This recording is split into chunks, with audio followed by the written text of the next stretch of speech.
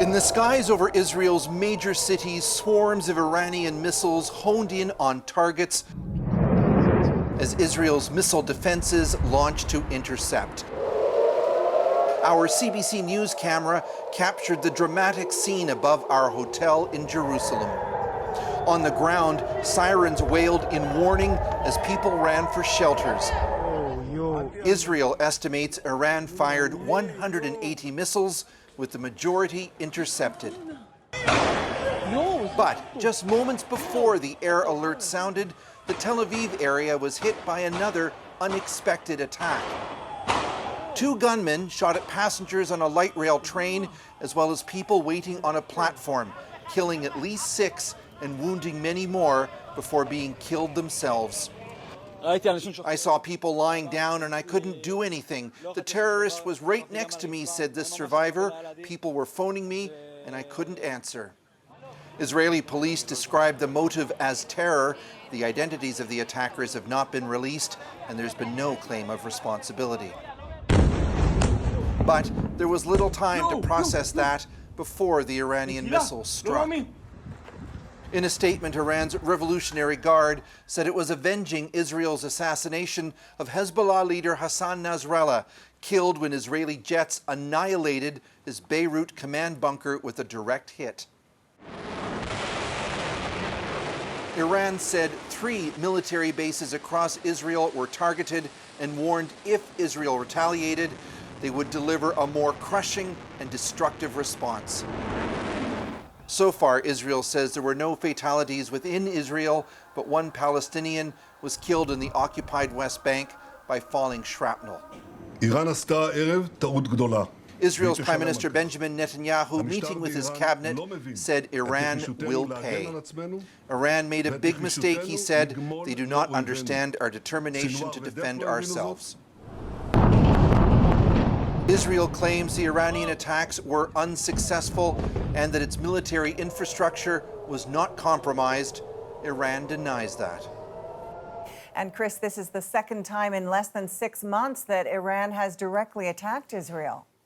Yes, but I think this attack was different in a key way from the one back in April. Back then, Iran used slow-moving drones. It signaled fairly far in advance what might be coming. But tonight, these rockets arrived very quickly, and they appeared designed to overwhelm Israel's air defenses.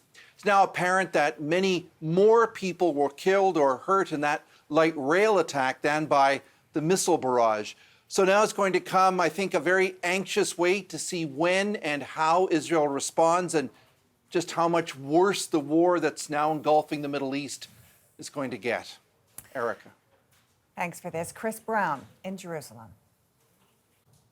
The U.S. has confirmed it helped Israel shoot down the barrage of missiles fired by Iran.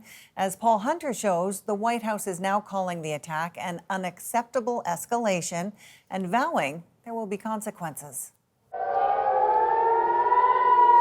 No sooner had the sirens in Israel sounded than the questions began for its fiercest global ally, the U.S. How might it respond?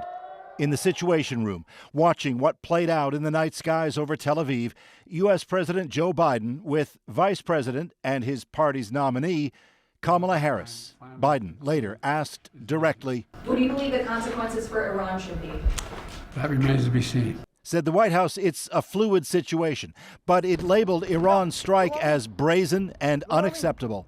This is a significant escalation by Iran. National Security Advisor Jake Sullivan underlined U.S. forces targeted Iranian missiles with interceptors fired from U.S. naval destroyers.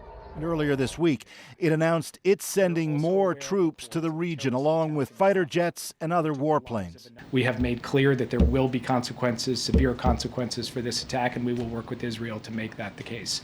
What those consequences look like play into the concern that a broader war may now break out in the Middle East and that the U.S. will be drawn into it. Kamala Harris underlining her view on Iran's strike. I condemn this attack unequivocally, and we will continue to work with our allies and partners to disrupt Iran's aggressive behavior and hold them accountable. While at a rally in Milwaukee, Republican nominee for the White House Donald Trump weighed in this way.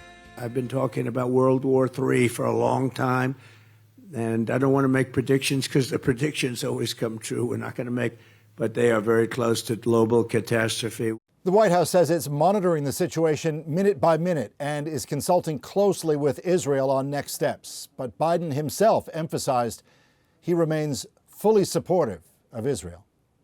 Paul Hunter, CBC News, Washington. In Lebanon, Iran's decision to take a direct shot at Israel led some to celebrate in the streets. Margaret Evans is in Beirut tonight with the reaction and the state of Israel's ground operation in the south. Hezbollah supporters here in Lebanon have been waiting for Iran to take action against Israel to avenge the death of Hassan Nasrallah in an airstrike on Friday. And when it did, there was celebratory gunfire in the streets of some Beirut neighborhoods, even fireworks. Not everyone in Lebanon supports Hezbollah. Some blame the militant group for dragging Lebanon into a war they say it can ill afford. The conflict escalated another notch overnight when Israeli troops crossed the border into Lebanon to conduct what they described as a limited ground operation targeting Hezbollah infrastructure near the border. Now, the Israeli military says it isn't the first time Israeli troops have crossed into Lebanon during this conflict. We did dozens of operations, and those operations are the one that gave us the intelligence, how to act now and how to dismantle all those capabilities and infrastructures. The Israeli military also warned residents from about 30 villages in southern Lebanon to leave immediately and move north. They join an estimated 1 million people already displaced inside Lebanon, according to the Lebanese government, straining resources and adding to the growing sense of fear and chaos inside the country. Some Lebanese say they hope Iran's intervention will draw Israel's attention away from Lebanon and give people some respite. That's unlikely. Israeli airstrikes continue here in Beirut and in other parts of the country, and Hezbollah insists it's ready to fight Israel on the ground, despite the loss of so many of its senior commanders. Margaret Evans, CBC News, Beirut.